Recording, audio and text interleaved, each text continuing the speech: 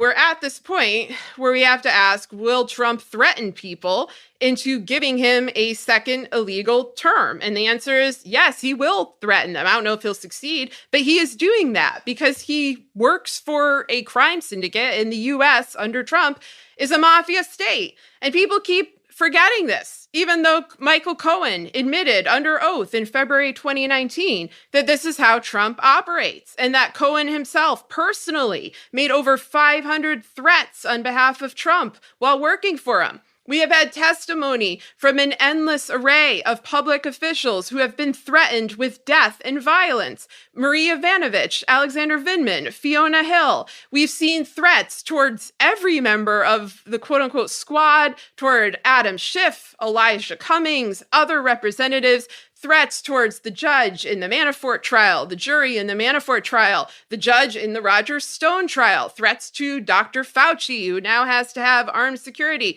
threats to countless journalists, including murdered journalists like Jamal Khashoggi, threats to every witness, every whistleblower. It is an endless list, and it is a culture of threat that no one in a position of power is really trying to stop. And as we've emphasized, this is something that needed to be stopped in its tracks earlier. This is something that needed to be stopped before Trump was able to run for office. And the fact that he had run or nearly ran for president 4 times before 2016 should have set off alarms. It's absolutely shameful that we're in this place, and whatever inclination a Biden administration may have towards, quote, moving forward, I'll just say it's impossible. It's immoral, but it's also impossible because this history is out there. It exists. We witnessed it. We need to examine the institutional failures that made it possible. We need to examine what still lingers, because once Biden is in the White House, this doesn't all magically